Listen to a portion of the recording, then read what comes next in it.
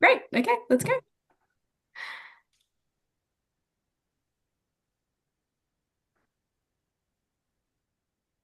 Hi, everyone. We're just letting people in. Thank you so much for joining us this afternoon. Um, oh, goodness, so many names. Thank you to people who've been with us along this whole journey this year and new friends who've joined us as we've extended the invitation out for this session. So my name is Annika. I'm a senior program manager here at the Centre for Public Impact, and I've been running this program alongside Rachel Fife from Dusseldorp Forum on stories and systems. This is the third session of a series of four. And our first session explored how stories change systems. And I see that Gemma Poll from Common Ground is in the audience. So thanks, Gemma, for joining us. And we really explored kind of the foundations of the connection between storytelling and systems change. Our second session explored the different forms and traditions of storytelling. I can see Emma's in the audience today who spoke at that session, where we explored the different ways that people have used storytelling in their quest for change. And today we're going to be exploring storytelling, measurement, and impact. With our wonderful panel, and my colleague Kira Lowther from CPI will be facilitating the session. But before we get started, I wanted to share this quote from Sarah Dillon and Claire Craig to get to the heart of what we're trying to do today and discuss this afternoon. So they've said, stories in their many shapes and forms are a part of human nature, and humans are immersed in them.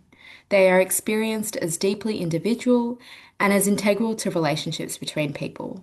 They provide explanations, meaning, and entertainment.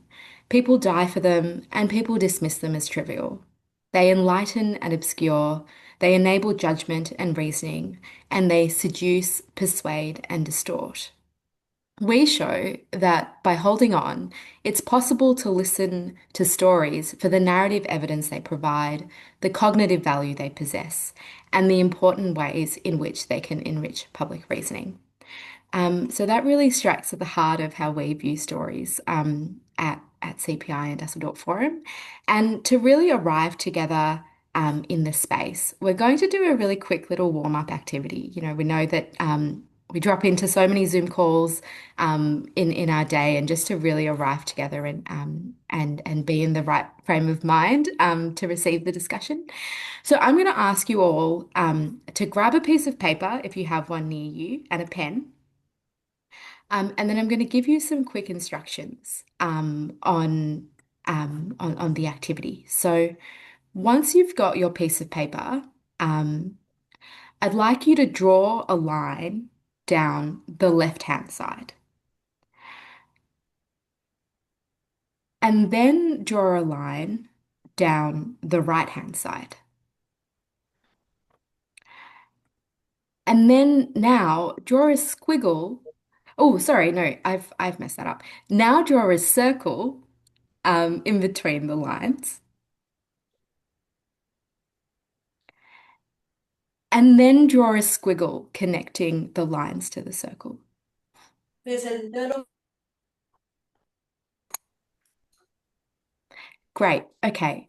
Now, for those of who feel comfortable turning your cameras on, I'm on Jane, I can see you've jumped ahead. Um, but for those of who feel comfortable sharing their drawings, I'm going to say three, two, one, and then if we could all share our drawings close to the screen and we can see what we've all come up with. So three, two, one. Oh, that's so interesting.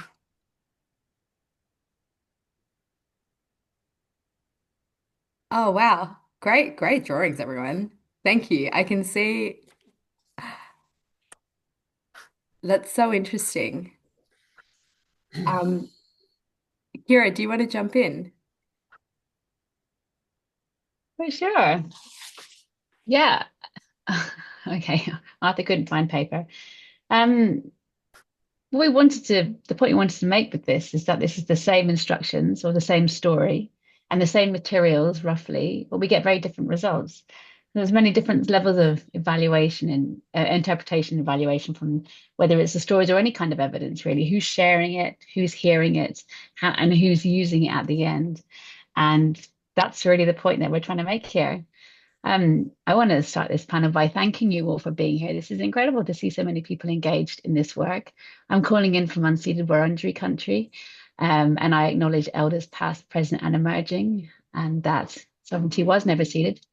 Oh, someone started drilling. Can you hear that? No? Thank goodness for Zoom. So yeah, it's my lucky job and my privilege to introduce our speakers for today, which I'm really excited about, and the conversation that we're about to have together.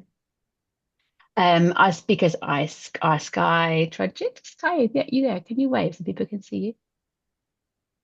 I can't see her. I hope she's still here. Cheers. Sky is the CEO. Oh, hello. Hi, Sky. Sky is CEO of Kawa, a social enterprise that supports First Nations peoples and organizations to strengthen and amplify their purpose through impact measurement, evaluation, and learning. And Sky is mostly passionate about embedding Indigenous data sovereignty into practice and ensuring that First Nations communities and organizations and peoples have the right to own, access, and control and benefit from the data about them. Is Kate in the room? Can we just do a switcheroo to Kate? Oh, Kate's waving great. Kate is the co-founder of the Developmental Evaluation Institute and the Connect Group in New Zealand, and is a thought leader in the field of evaluation in New Zealand and beyond. She has deep experience and skills in participatory approaches, culturally informed practices using rubrics, developmental evaluation, and the use of value for investment approaches and evaluation. And we are joined by Gretel as well, who is a research fellow from Monash University, working on the Fire to Flourish program. She is a social and cultural historian with expertise in oral history, environmental history, and the histories of Australian migration and natural disasters. Welcome, panel. Thank you. So nice to see your faces all together. We're looking forward to this conversation that we're about to have. The question that we have, as of everybody, we gave them the question in forewarning so they would be able to prepare their thoughts a little. So the question that they know that they're about to answer is a very practical question, a very open question. And I know that there is some controversy in this question, so I'm really looking forward to that. The question is, in your work, what are some of the opportunities and challenges you've encountered when trying to measure impact using stories and storytelling? And if you would like to, yes, I don't know, we haven't decided who should start. Whoever wants to can start. If you'd like to acknowledge where you are and then begin by your responses to the question, that would be really wonderful. And then we can start our conversation. I'm willing to start. Thanks, Kate. Ka pai, kia ora, everybody. I'm coming to you from Aotearoa, New Zealand, and from the land of Ngāti Mahanga in Whaingaroa, Raglan, which is on the west coast of the North Island. Interesting question, Kira. And in our little prep session, I said, oh, that's an interesting question. My first comment about it was that measuring impact and stories and storytelling.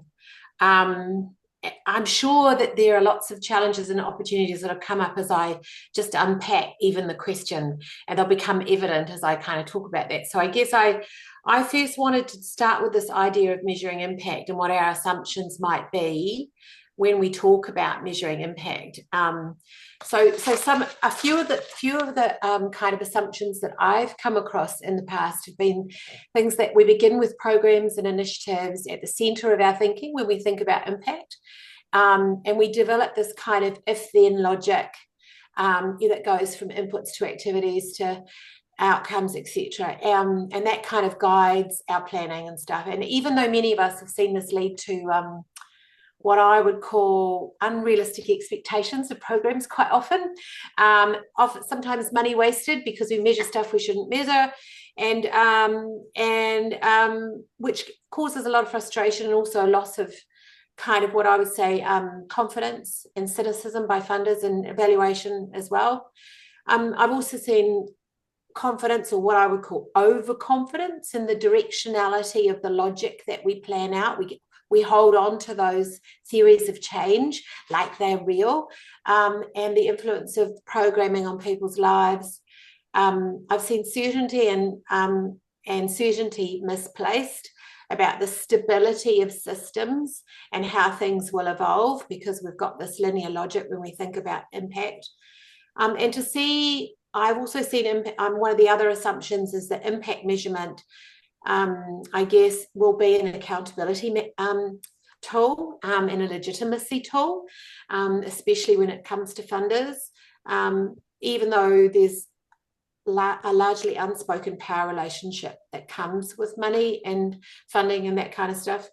So one of an impact measurement specialist that I know, she recently said something like that she's concerned that the majority of impact measurement that she sees generates spurious insight that only has a passing resemblance to what's actually going on the ground. Yeah, so, it's that kind of thing that worries me. And that lack of correspondence, she calls it a lack of correspondence between the data that's generated that sits at the top tables and in our reports and what's on the ground is a real issue for impact measurement. And I think that it also, if we really want to do this stuff well, we have to actually dig quite deeply. We have to be much more nuanced. And I guess the real irony for me about all of this is that so much of this if-then thinking comes from out of a colonial industrial model that's caused some of the most pernicious problems that we've got on the planet today and that we're facing. And yet it's so seductive. It's just the most seductive thing, right? We're pulled into this kind of thinking because it's familiar and we feel like we need to take some action, and so we've just got to do it. And we'll have some certainty. That's the other thing. God, we'll have certainty and what will happen as a result of what we do. And so I guess my question is, and this is the opportunity and the challenge, and the question is, what if we actually view the world differently? What if we saw it as constantly moving, changing, dynamic, where everything is in relationship with everything, like we are, and that we can't break things up like we assume when we measure stuff, that we have to be in relationship with things, with people, with nature, and the rhythms of life around us. For me, that's where stories and storytelling come into play. And I feel like they're quite the opposite of that linear if-then thinking. They're emergent. They create the possibility for the interchange of thoughts and feelings and experiences, both conscious and unconscious. And that lovely quote that you started with, Anika, is, it's as old as, storytelling's as old as us. It's always been done. And so the question I have to replace the one you asked me was, how is it that we've come to put these different ways of thinking together? Like impact measurement and storytelling. Like how is it that we've come to put those two things together? And I suspect it's partly because we do sense the lack of authenticity of lots of impact measurement. And we are uncomfortable with that cold data because it doesn't resemble what's actually going on in the livingness of the systems and the lives around us. And, the honesty, for me, straddling the different worlds, the top-down, funder-led world where there's this deeply embedded kind of impetus for impact, and it seems to be even stronger now than ever before, and that there's still this impetus for having certainty about the value of investments so that they can control who gets what and how much and all of that stuff, with what I would say, working in a world where I hear people calling, actually shouting to be heard, who have fought and are still fighting for autonomy to be able to voice what's important and valuable to them and to describe their realities in their own terms. And I guess, but working in that way is often called critical and a little bit disruptive, and I guess it's still not considered dominant. I guess I wanted to finish with a quote too, Anika. So following on from your lead too. So two Māori researchers who I really admire have said that our data practices, and for which storytelling is one, need to be grounded in relational ontologies that recognize the inherent dignity and humanity of all of us. And I think good storytelling, whatever it's about, should start from that premise. Yeah, I'll leave it I there. love that, Kate. I love that, and so much to respond to. I can see Sky nodding along. So I wanted to invite you to go next, if that's okay, Sky, and then we can have like a more kind of like interactive conversation. Thank you, Kate, as always. Um, Look, I really agree with what you said, Kate. I think, from our experience, storytelling is impact measurement. So to me, they are one in the same thing. I think there has been a period of time where Western dominance has then decided that impact measurement is something different to storytelling. And so I think we've seen Indigenous cultures across the globe use storytelling, song, dance, cultural practice, many other different practices as impact measurement, as evaluative kind of processes and practices. And so it is all one in the same thing to me. And I agree with you, Kate, it's become separated, and like data is different to evaluation, is different to impact measurement, is different to story. And I just don't agree. I think actually we need to come back to the simplicity and the genuine nature that storytelling offers when we think about impact measurement. And I think if we're able to do that, if we're able to influence the systems and the decision makers and the power brokers to be able to also come back to that place and value that way of impact measurement and evaluation, then I think we can start to have the right voices heard in the right ways, and then we can push resourcing towards those places. So I kind of see our role as, the panel members who are here, as well as many other of you who are on the screen, is about helping hold that space and trying to invite other people in to value different ways of conducting impact measurement. I just want to apologize in advance. I don't have much talking power in me, otherwise I'll start to cough. But Gretel, I'd really like to hear from you as well. Hello. It's wonderful to join the conversation today. Um,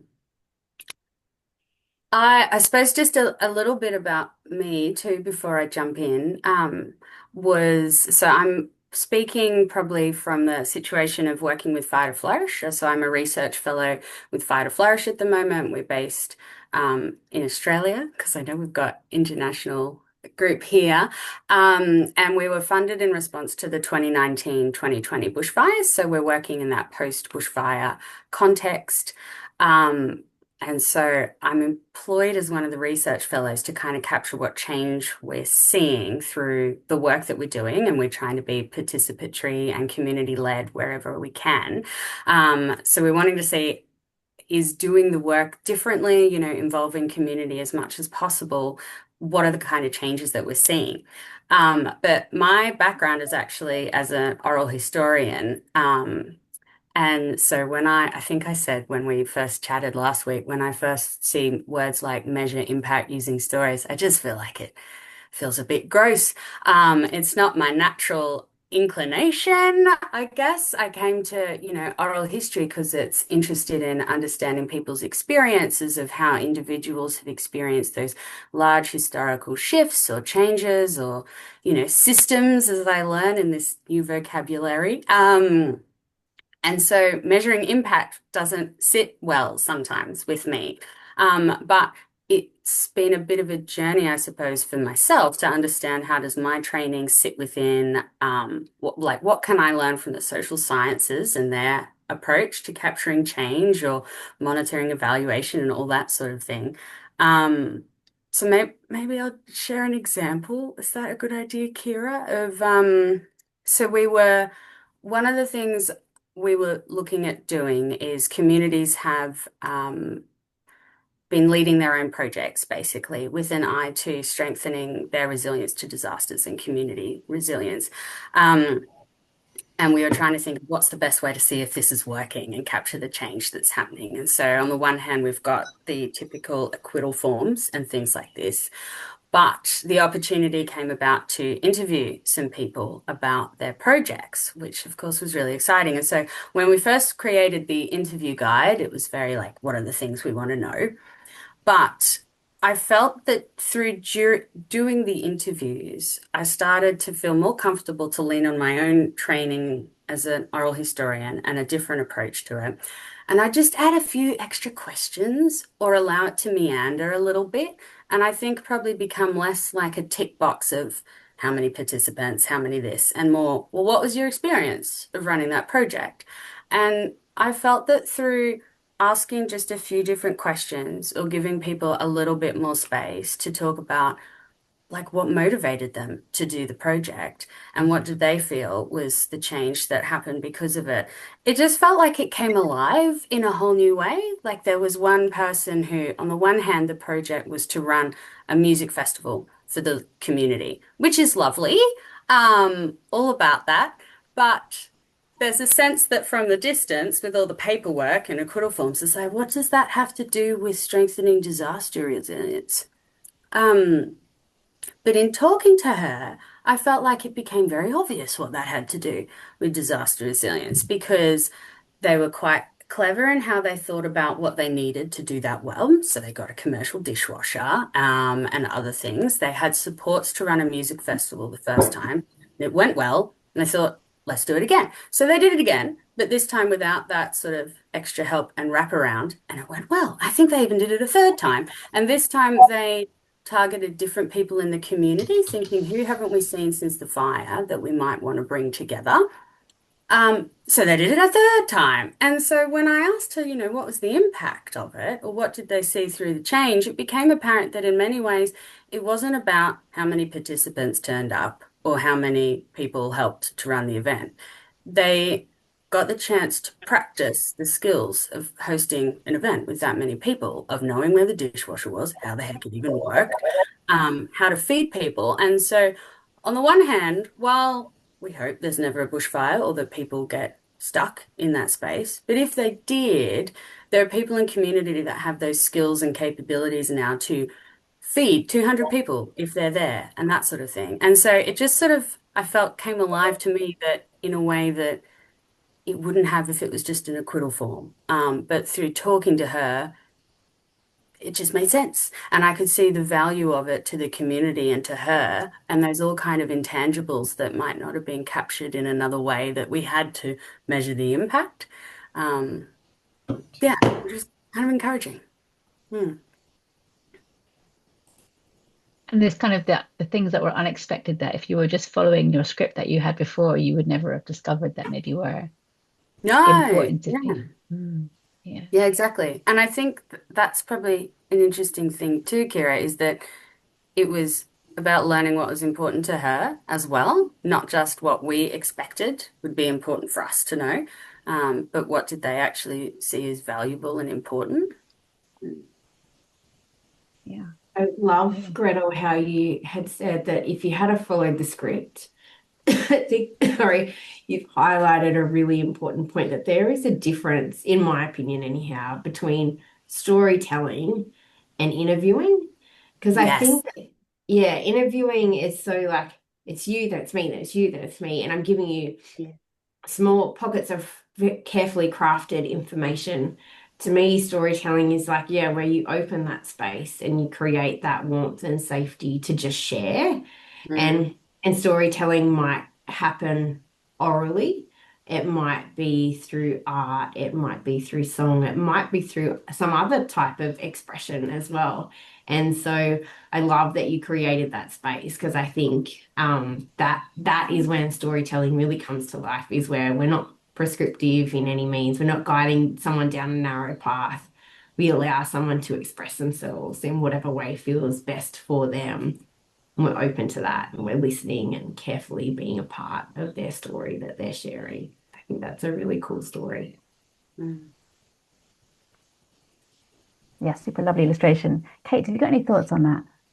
Yeah, I was thinking the same. I was thinking, the whole kind of interview led a researcher-led kind of interview guide feels to me quite different to storytelling. Storytelling, like you say, Sky, is quite a different form of expression and can come in multiple forms. And one of the examples that I had was of different forms of storytelling in artwork, in video, in digital story, and that I used in an evaluation for for those who don't often have a voice in evaluation, to be able to express what for them was valuable about the experience that they had.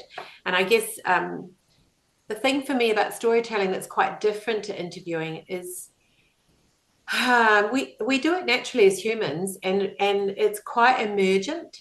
Like we don't really know what we're going to say when we start a story. Like it doesn't follow a script. It just kind of comes out, and we don't necessarily, and we bounce off what other people, how people react or respond to our stories. And and we embellish. Like it's not all the truth in a story, is it? Like we embellish, and we, we add flavor where we think it might add, or we don't tell everything. We don't want to share everything about what happened or whatever. So it is quite a it's such a human way of interacting, and it's not necessarily prescribed like an interview guide. Yeah, so I agree, Sky. It's interesting, isn't it? The idea that you do withhold things and you like embellish for humor or whatever. And this idea that an interview is about extracting information that I will use to justify or learn or account. So the difference between acknowledging that's part of storytelling rather than, I think maybe that's the kind of the dissonance, which is interesting.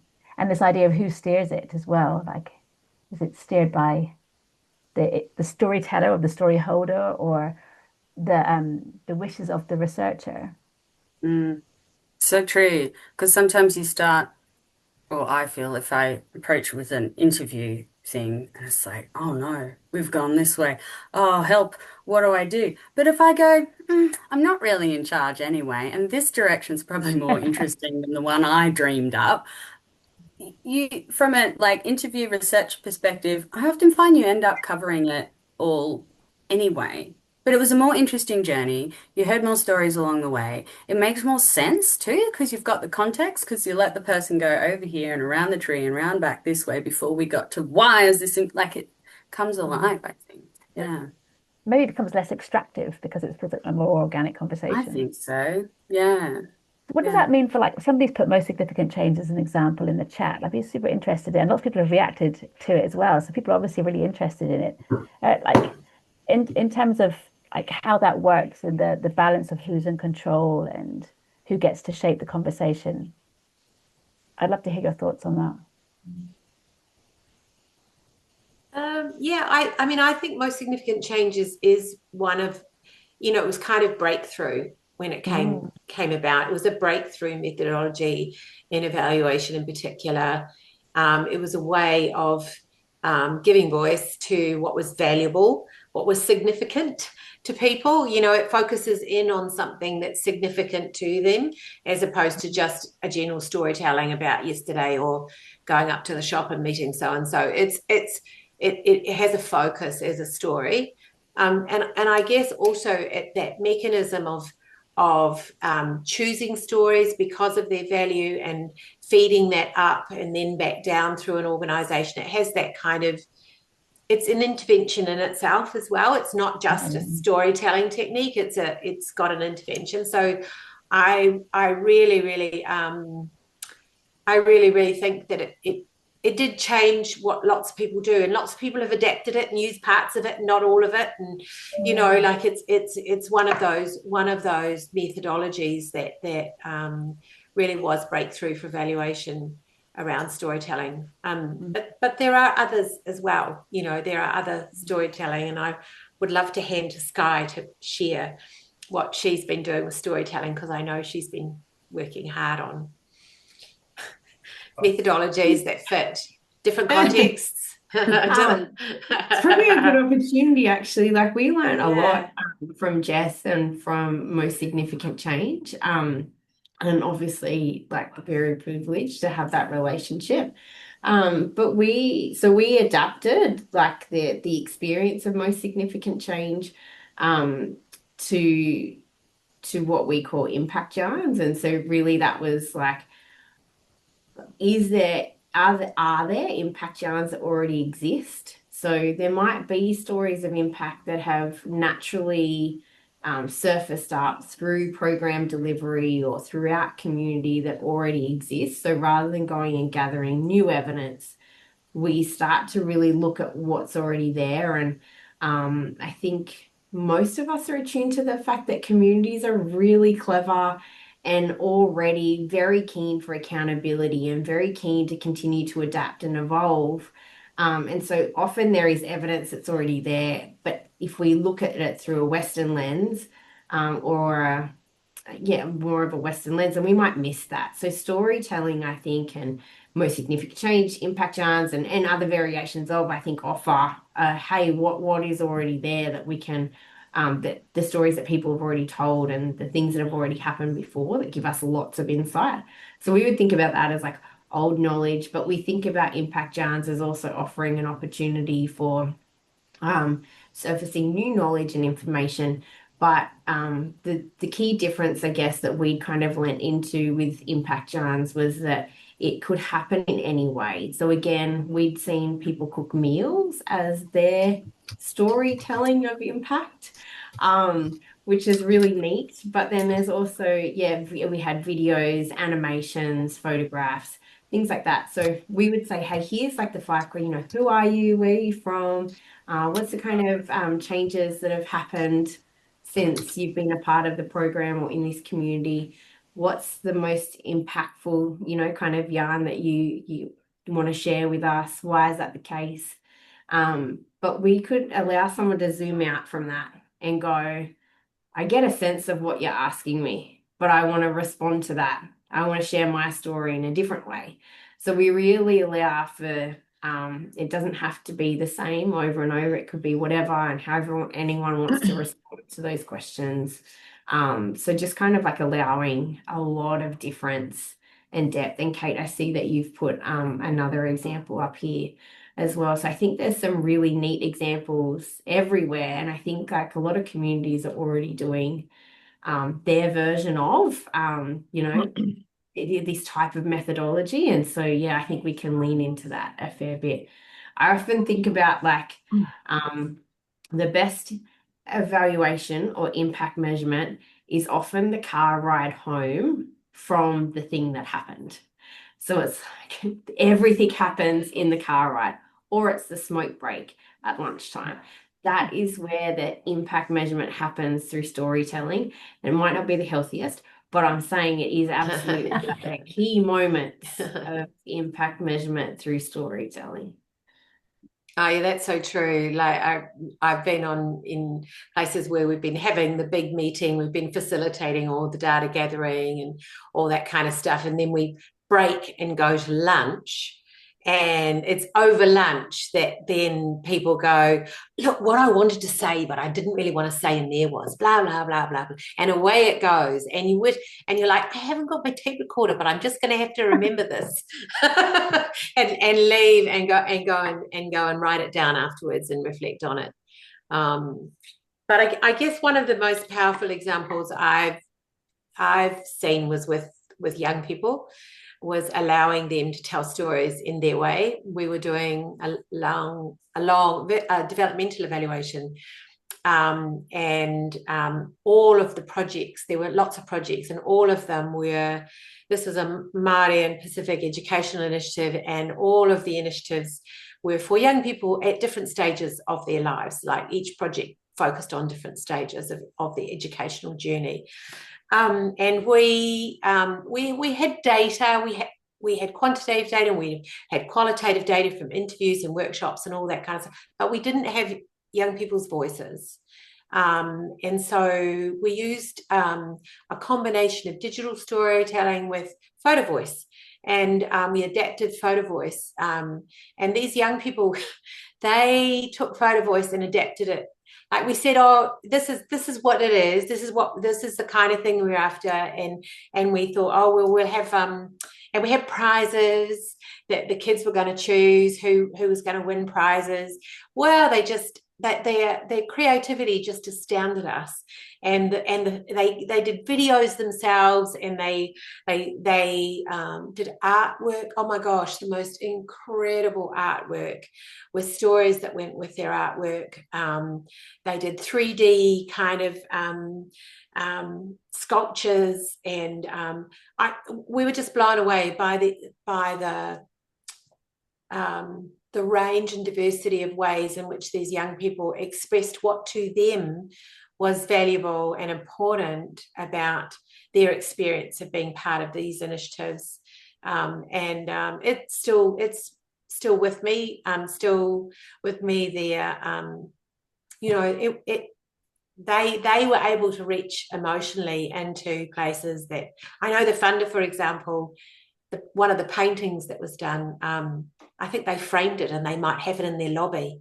And this was of a 12-year-old boy who, this 12-year-old boy, he wrote the story that went with his painting. He quotes himself right at the beginning where he says, everything has an outcome, and if you cannot vision it, then you cannot achieve it. There are many opportunities that lie before us, things that are still yet to discover, and all we need to do is open our eyes. And then he quotes himself, and he was a 12-year-old boy, it certainly expressed, their storytelling was quite different actually to the yarning or the just conversational storytelling that we often do. So beautiful way. And we, then we had to find ways to blend. That's what I was thinking. What do you do with all of that? Well, we structured in such a way that the young people were able to share their stories themselves with the funders. So we invited the funders to hear the stories, so that so there was a direct relationship with the storyteller and the funder. And then we wove the images and the pictures and the videos into our reporting as well, alongside the other data that we had. So I think that the very best examples I've seen of this kind of, especially in complexity, when it's so hard to pin down what I think is impact with any certainty, like you can't kind of, what one person's impact is not another person's, and it's different all the time, and it changes. And I think is this ability to it's the weaving, it's like a weave, isn't it, of different kinds of data. And who is it that somebody recently talked about bricolage? I think it's Tom Aston talks about bricolage, and really that's taking the fragments of information together and weaving a story, a narrative about impact, as being what I think is the most powerful ways of being able to combine stories and other kinds of data, those different fragments. It sounds like this paradigm shift, kind of like almost most significant change, gave permission for this different way of looking at stories. And then as our understanding of complexity grew, we recognized that it's just a lot more complicated. Gretel, you must have seen this as like social and cultural historian. This sounds like bread and butter. I don't coming into the evaluation world, you must be like, guys. I mean, sometimes it feels a little bit like that, because I guess you're aware of the different conversations that are just happening in different fields, and you think, oh, you're using these words to describe this concept. Over here, we talk about it, different words like shared authority when it comes to interviewing or those sorts of things. But yeah, one other thing I was thinking about too when you both were talking is that sense of legitimacy, which I think Kate raised at the beginning too, that I think, yeah, Kira, you're onto something there about how maybe most significant change sort of helped us to think about the legitimacy of multiple ways of thinking about how to capture change and multiple ways for people to express, their stories and so forth. And so I think it's exciting when we can see that conversation happening in different places and everyone's coming, we might have different language for it. Most significant change was the thing I only learned about 12 months ago. But like, it's interesting to go, there's a new way to think about how can we incorporate stories alongside other types of ways of knowing and collecting information in a way that all of that is valid and all of that helps us to have a better understanding of the world or of the projects or research or, community initiatives we're working on. Yeah. Is there anything that you can think of from your background that might cross-pollinate into the world of evaluation in terms of different authorities and different credibilities? I wonder, is there something that we can learn from that? Like, what does it look like when this work is done well, for example? Like, can you think of, I mean, like Kate's example is so beautiful. It's like a goosebumps moment, like this, the idea of young people just being so free with their expression about this is what matters to us. Mm. Like, yeah. Any thoughts? Yeah. I don't know. I have to think about it more. I guess I don't know if this quite answers your question, but I think one of the things I was aware of probably is well, in Fight or Flourish, for instance, we're trying to make sure that we're strength-based and trauma-informed, of course, because we're working in that post-bushfire kind of context. And so I think one of the things we're always aware of is to what degree people are or are not talking about the bushfire, for instance, and I guess the way that motivates the projects they're doing and that sort of thing. And I felt that one of the ways I ended up thinking about how to respond to that when it's in this project interview kind of context was actually leaning on my oral history training and thinking about, well, what's the bigger picture? Who are they as a person? How do they come to be here? And I think from that like life history kind of narrative, where sometimes in that world we think more about, it's the person leading the story in many ways. And so sometimes I just asked, how long had people lived in the area for? And I felt that was interesting because some people would just answer, 2 years or 5 years. Or some people would start with this whole story of, well, they moved here this time, the fire happened at this point, then this happened, this is what motivated them to go over here. And I felt like it was an interesting welding together, perhaps, of those different methods or approaches to stories and understanding things that it maybe opened the space for if people wanted to talk about the fire as a way to explain why they chose this project to do, then they could, but equally they didn't have to. But sometimes the way they answered that question helped me know where was off limits and where was not when it came to then the rest of the conversation. Super interesting. So kind of like a contracting almost through story. Yeah. Can I respond to, I mean, interestingly, my first degree was in history as well. And I guess that what I see life history kind of that methodology bringing to the evaluation space, particularly in the system space, is that it opens up our understanding of the pathways and the journeys through which people get to be here and now, and how it is that they think. So those, it's like things emerge because of things that have happened before. Emergence isn't just out of nowhere. Things bubble along in the submergence for a really long time before they emerge, usually. That thing that looks like it just got triggered, it didn't just get triggered. There are pathways of dependencies that come from way, way back. And the life history method is a bit like what we use in journey mapping with groups as well, is to talk about their pathways and tell stories about what happened before and how they got to where, what the significant and important things that have happened in the past have been that have got us to this place. And so I do think that there is a really close connection to the systems world, actually, because it reveals systemic things, historical things that matter today. I wonder, is this longer term view? Do you see that, Sky, in the impact yarns work you've been doing? Sorry, can you hit me with that again, Kira? So I was thinking about, from what I understand about yarning, which is limited that hands up, I've only been here 3 years, but it's more expansive and more kind of like interactive as I understand it. So I was wondering maybe this long-term view that we're hearing from Kate and Gretel about this is who we are. Does that come more into the impact yarns work you've been doing?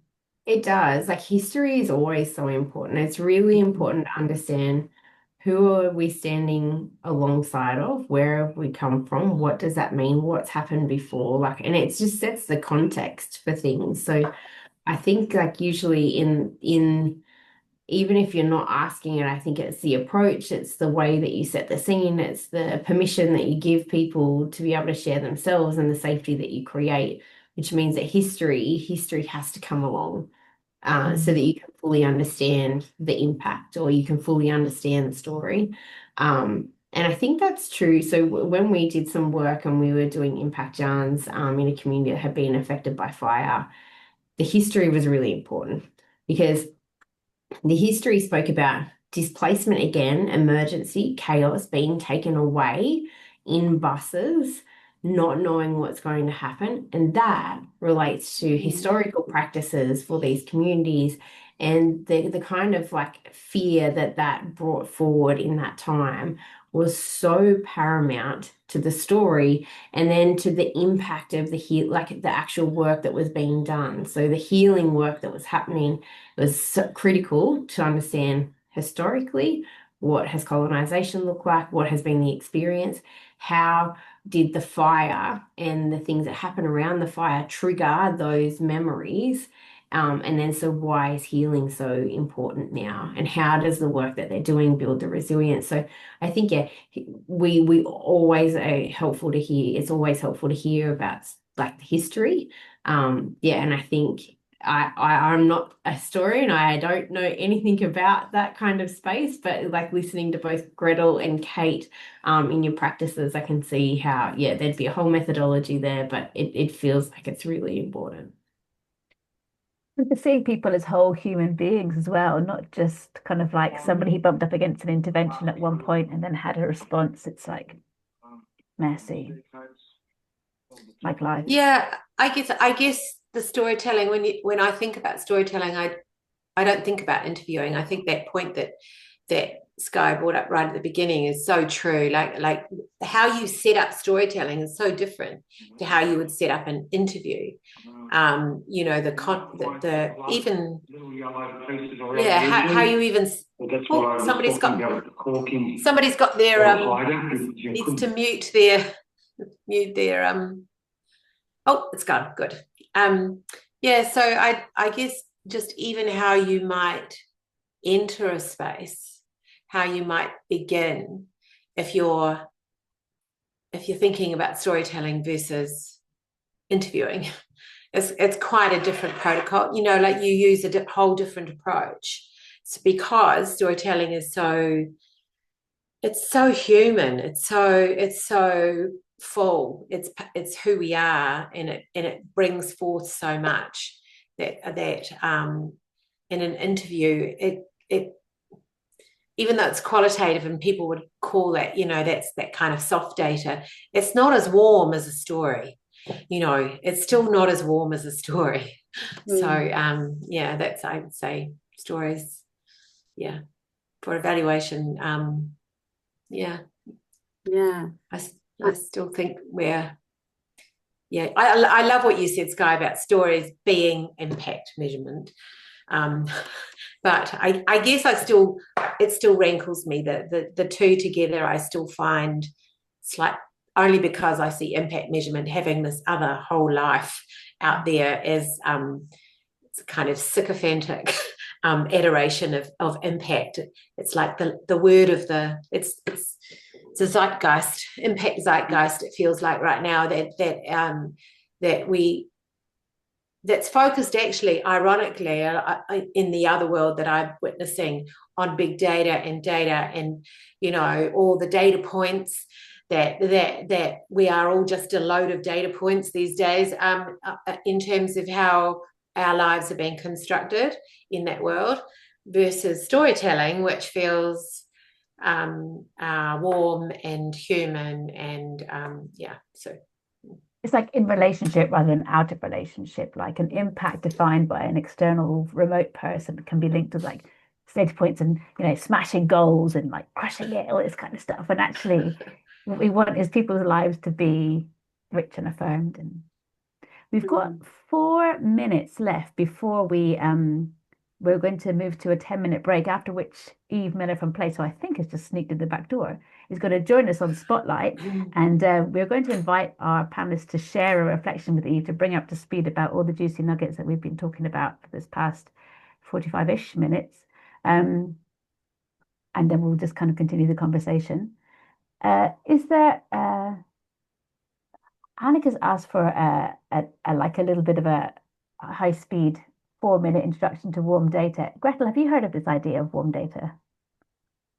I have, but not in great detail, other than I think it's Nora Bates or someone that talks about it. And I love the idea. I like the idea of the warmer data and so forth, but I feel like Kate might be the better person to.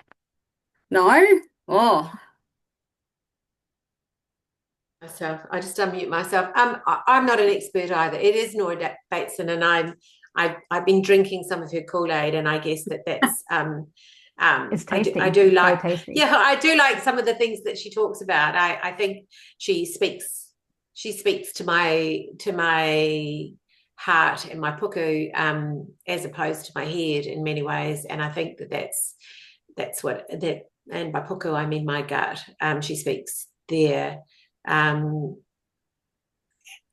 she contrasts warm data with cold data, which is, the cold data, that all the numbers and numerics and metrics and all that stuff that are so much part of this impact world, and challenges our the philosophy, if you like, the paradigm, the industrialist paradigm of cutting things up into small parts and trying to study them, in minute detail, but actually the whole and the connectedness of things. So the warm data is in being together. But I've never experienced her facilitation or her workshops or her, which is, I encourage any of you to look her up, Nora Bateson. Yeah, warm data is life.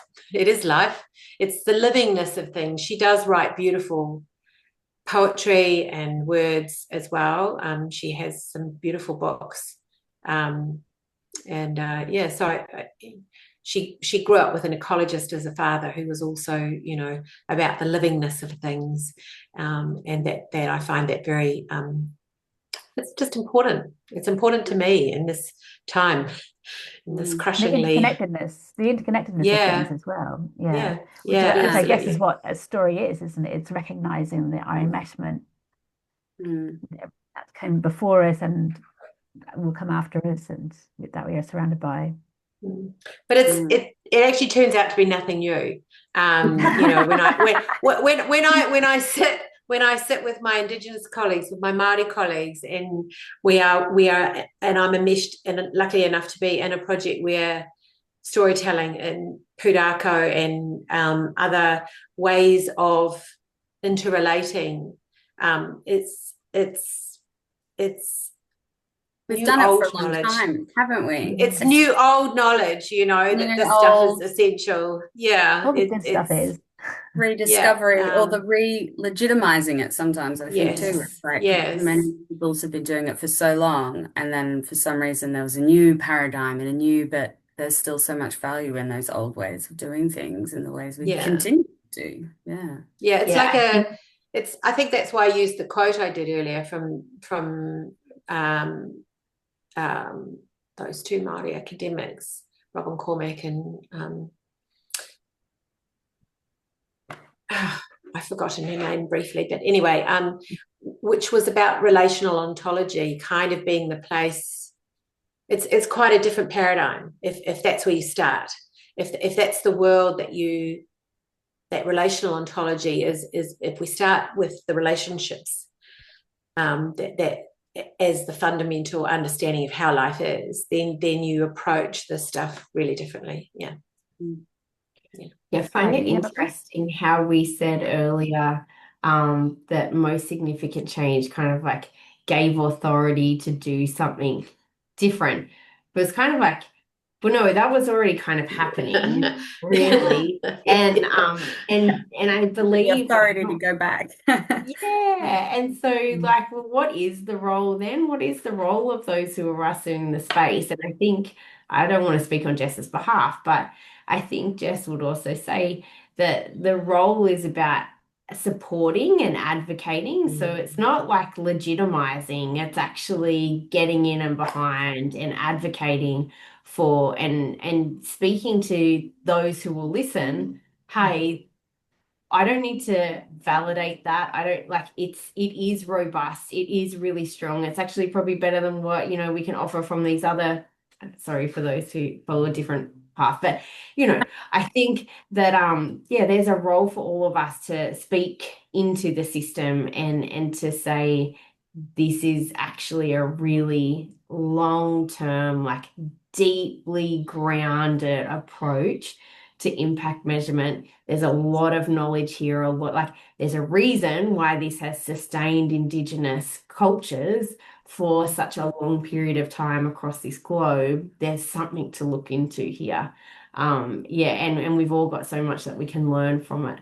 Yeah, I found that I did have a little bit of a chuckle, but I do think that Jess's work actually did give us a bit of an opportunity to kick that door down a little bit and say, okay, there's all these other ones too. Yeah.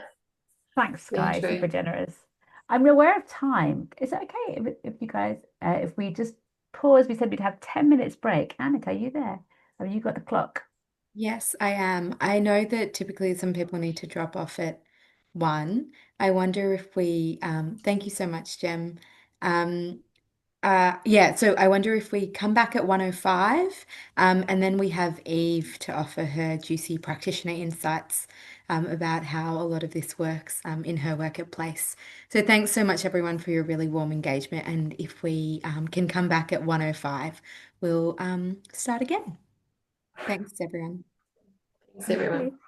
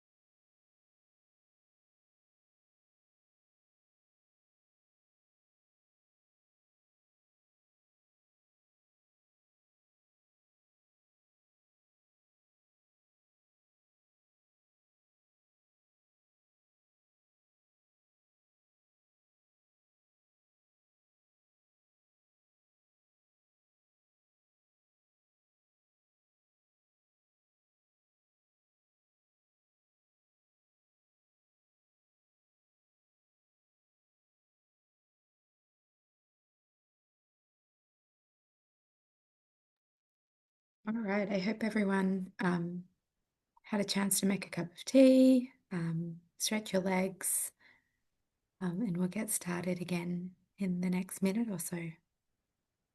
And I can see Eve as well.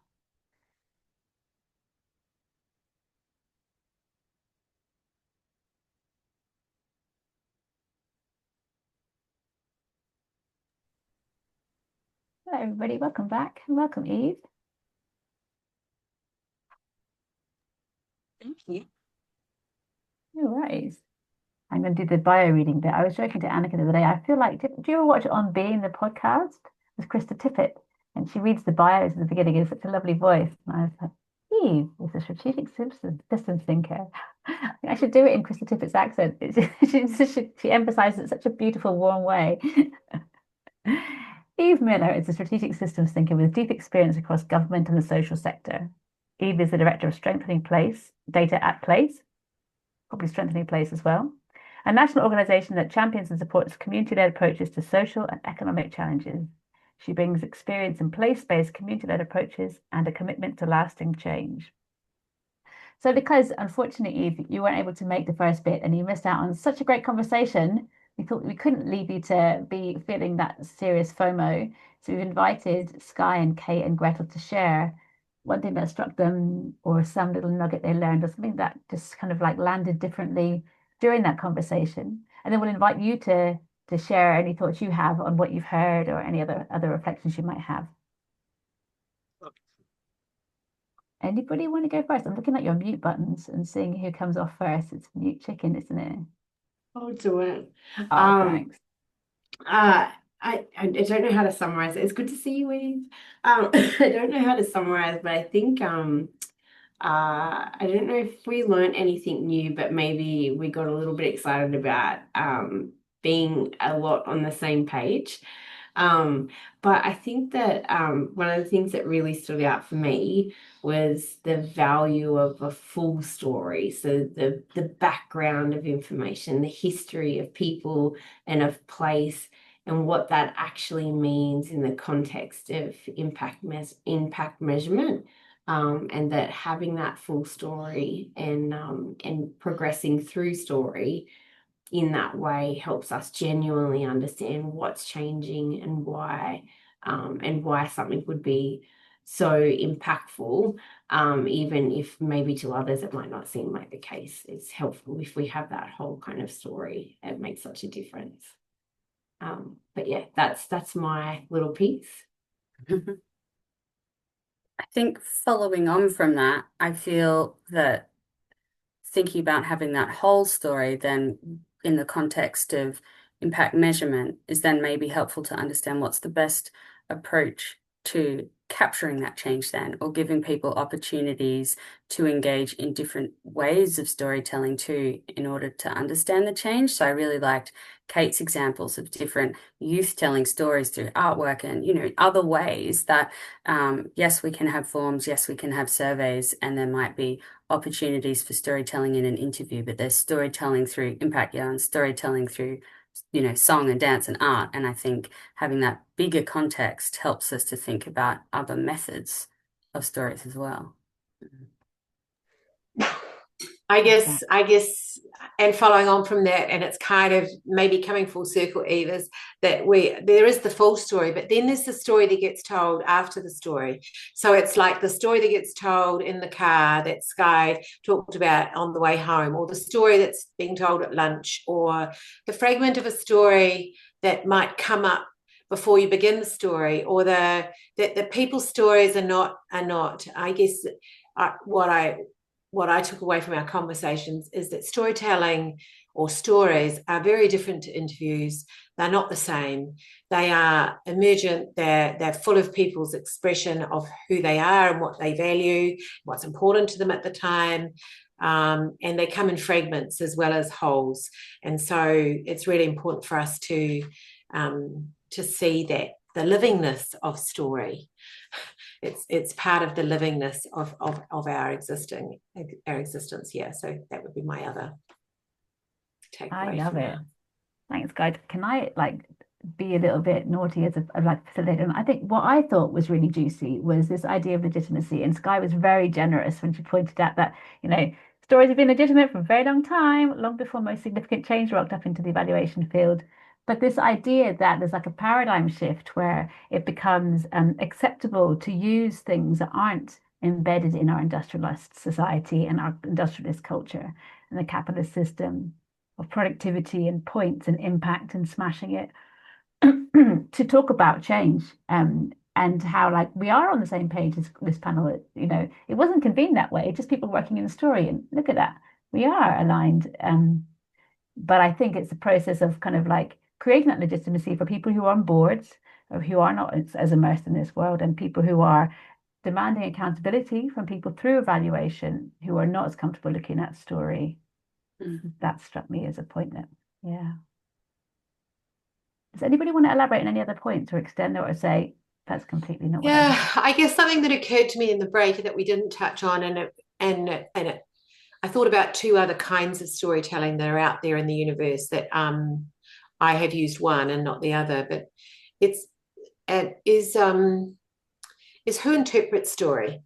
And I guess that's one of the things that I think is really important, that as evaluators or researchers, we're used to collecting stories and doing the interpretation. As researchers, that's the same quite often. We may use a collective sense making or collective kind of interpretive process, but very often that is researcher or evaluator led, that interpretation of story for a funder or whatever else. And I think there are a couple of approaches that come to mind straight away. Cynthia Kurtz is one person who does, who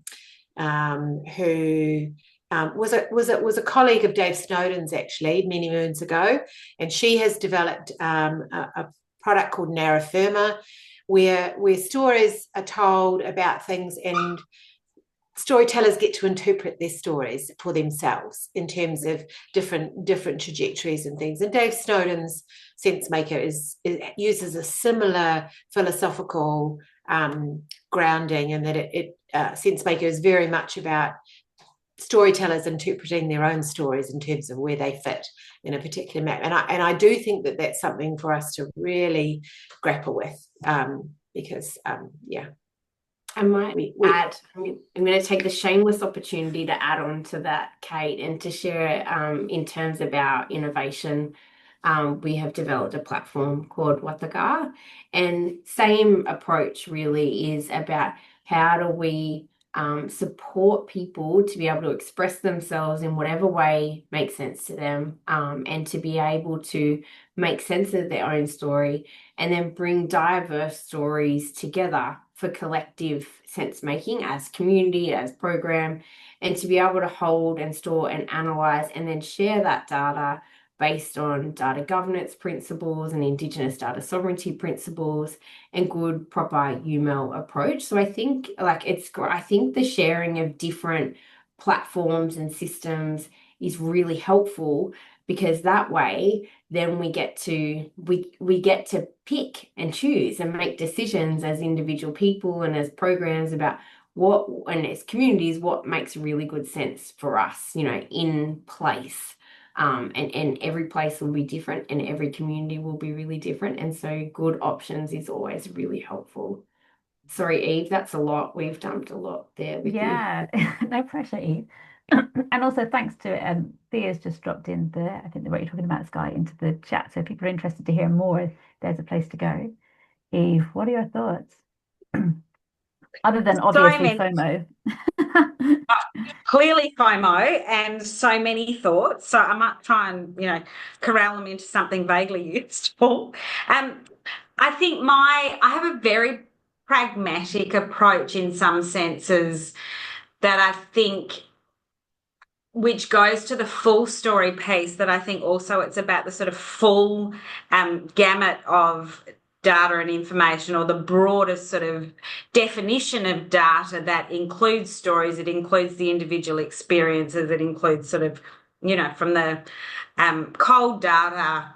It's the combination, I think, that helps tell the full story, and that there will be different formats and different ways of doing that suit different people in different groups. And so being able to sort of facilitate or enable people, as Sky's talking about, to find a medium that works for them and enables them to tell their story of change in the way that is meaningful, is the sort of ideally is how we can broaden the approach. And I think there is a sort of challenge in terms of the audience, and if the audience is government and they want sort of, you know, widgets about how many people and how often and all the rest of it, that there is still a place for the individual or the collective stories that talk about why that's important or why it's not important or why it did make a difference or why it didn't.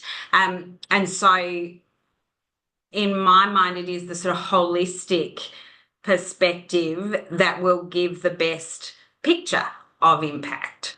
So that is one thought. And I love this idea of warm data and cold data. And I'm now going to go down that rabbit hole, and it makes sort of perfect sense in terms of, so I've been describing it as hard data and then the other.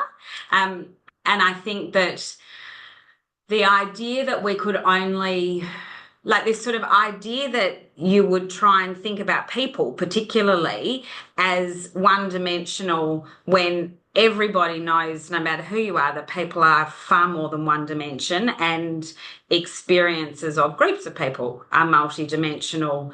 So again, I think it goes to how do we find different and sort of broad ways of telling stories, because even cold data can tell stories if it's the right sort of cold data.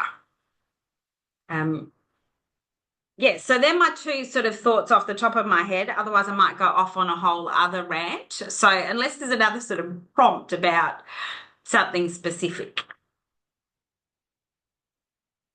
We're here for your rant, you know. Unless there's anything else that any of the other panelists would like to comment and to jive with there from what they've heard from what you've shared.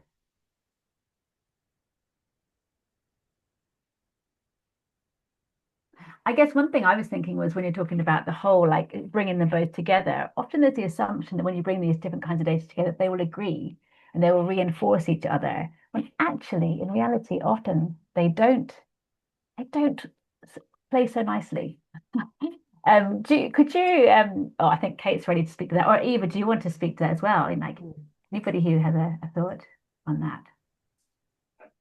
I think that's not surprising, because often the sort of hard data, cold data, is not about an individual. So it's not as localized. So if I'm talking about place-based, often that sort of administrative data, as it can be described, is not specific to a particular group in a community or a particular community. It is actually at a different level. And so I would think it would be more unusual if they did match up all the time than that they don't. But I think that it is partly about being curious about how that data, sort of what is it that it's measuring, how is it being measured, what are the questions that were asked to collect that data. Because it's interesting if you sort of go into it, and it's a funny use of the word, but if you're kind of brave about it and say, well, I'm not going to assume that because government's been collecting this data this way for a long time that actually they've got the questions right. When you look at the questions, you think, now I can see why this is saying that, because it's been asked in a very specific way to sort of focus on one thing, and then the answers have been extrapolated out to tell us that it means X, Y, Z. So I think a sort of curiosity about how it is that the sort of inquiry is being framed, and then you will always need to bring the sort of local context and the individual context to that. And so whether that is through storytelling in a variety of ways, again, I think it is about encouraging a broader perspective, so that you're not just saying, well, this is the official data and it says X, Y, Z. So if community's perspective is that that's not how it is, then that must be wrong, but rather to say, well, this must be representing a thing. What is it that it's representing, and what is the community's experience, and how do we bring the two together? 100%. Yeah, I know you have views Can on I this. can Yeah, I please jump into do. that? Please do. Yeah, I what I want to point to it, and I will find it eventually, or maybe Thea can dig around looking for it. But in work that I worked with colleagues and friends at the Southern Initiative in South Auckland, and one of the pieces of work that they did really interestingly was using big data in Wellington. Analysts in Wellington put together the story of what it's like to have a baby in South Auckland for Pacific families. So it was the story of having a baby in South Auckland based on the official data, like lots of data, big data, bringing lots of government data together to tell that story. And it looked like not a very happy story. It looked like outcomes weren't as good. And interestingly, there was some unemployment that happened for families after babies were born, especially of the men. And the analysts in Wellington came up with their own analytic understanding of that story. The Southern Initiative worked with them to bring families who had babies in South Auckland together to interpret the same data, to do the interpretation in another kind of way. And the interpretation they had of the very same data was fundamentally different. So the story of having a baby and why some of this appeared in the data in a particular way was fundamentally different to the way in which analysts, looking with no context, no lived experience of this, lovely, thank you. Were telling a different story to themselves, actually, about what this data was telling. So I think it is very important when we look at these different kinds of data. I still see all data as fragments of our existence. No data tells the full story, and that actually it takes humans, it takes us to make sense. And it's that interpretation question that I had earlier, that point that I made about us. Who's interpreting this data, and how do we make sense of it? And I loved somebody posted embodied participatory sense making, and certainly that collaborative sense making is so important, but also that lived experience. Those stories are about real people, and lived experience is so critical for understanding what's really going on. And I guess that brings us back to why storytelling is so important, because otherwise you don't understand lived experience. It's often the only way that they get to tell that story in an embodied way. 100%. Thank you, Kate. Just wanted to point out that Annick's asked for questions, and there's been no questions. I cannot believe that from this group of people there are no questions, and we have like a little opportunity to ask this amazing panel their thoughts on anything. So please take the opportunity to ping some questions in, and we'll get to them when they appear. I'm sure people are furiously typing right now. Is there anything else? I love that what you said, Kate, about data is fragment. I feel like that's something that somebody should embroider somewhere and be put on a wall. That should be put on a wall of a board or in a lobby as well, shouldn't it? It's definitely some kind of like cross-stitch thing. I'm sure somebody else will have said it. It won't be original, like but more and more I see us, and in evaluation, certainly, the evaluation I practice, we see it as vitally important to never rely on one source of data, to have multiple sources, whether that's multiple stories, different kinds of data, to put those together and to use collaborative sense making in order to make sense of what's going on.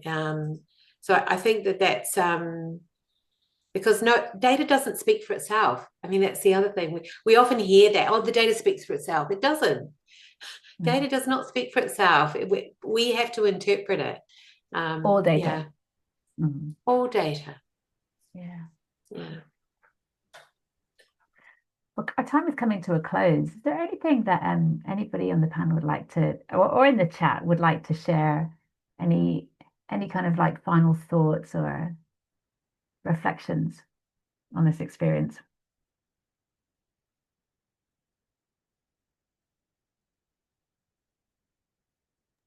No, it's all been I said. actually, sorry, can I jump in? I have a question for Eve, about your experience working at Place, and I wonder if you have examples of where, data and story have worked really well together, or the importance of story and including storytelling has been highlighted. Just like practical, grounded examples of things you've seen out in the community. Be really interested to hear about those. Sure.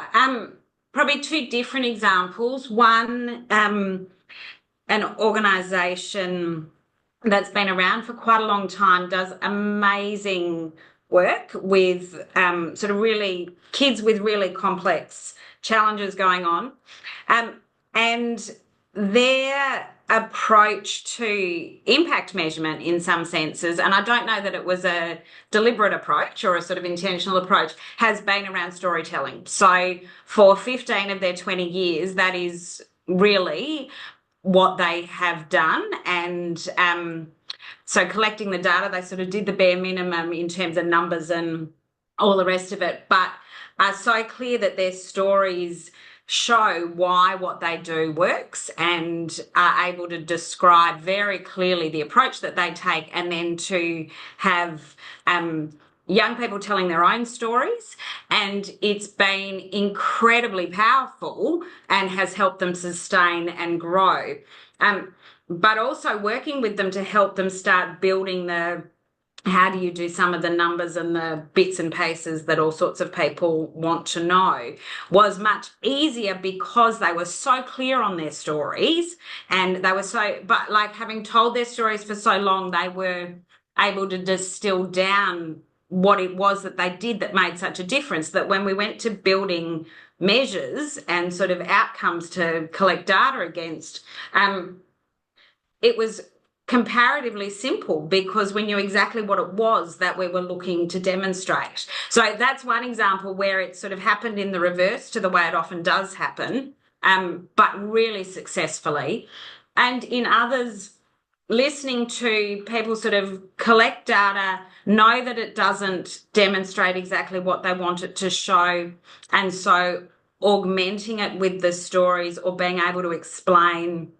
So in with another organisation, because their population is small, the population level data shows this sort of huge increase or decrease based on what one person does or doesn't do in a year.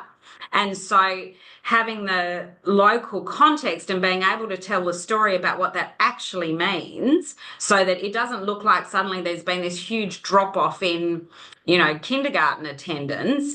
It's actually that one family moved away or one family chose to do something different, because the data again doesn't tell the whole story, and it sort of disproportionately suggests one thing or the other. So I'm just aware of the time, but could keep sort of giving examples. But I think, again, it is about the whole perspective and bringing all of it together if you can. Thank you so much. That feels like a really great place to end on. It's about the whole perspective and bringing it together wherever you can. It feels like a lovely summary of the kind of things that we've been talking about. The only thing for me to do is say a humongous thank you to our panelists, to Sky and Kate and Gretel and Eve, for their time and their smarts and their commitment and their openness to share at this panel. So a huge thank you from me, and handing over to Annika to close the session. Yeah, thank you. Thank you so much to our lovely panelists and Kira for facilitating that wonderful conversation. This was the third of 4 sessions, so we have our final session in September for those who've been with us on the whole journey. I know there have been quite a few new faces, and if you're interested in coming along to the 4th session, get in touch with me and I can definitely loop you in. We've been having discussion groups, so we'll have those as well shortly, and the reflective materials as well. So I'll be in touch. I'll be in touch with people involved in those parts of this program, and for everyone else, the recording will be made available and publicly available as well. We'll share it on our socials and on YouTube. So thank you so much again to our wonderful panelists. It's been such an illuminating conversation, and everyone else for coming along. We'll see you soon. Bye now.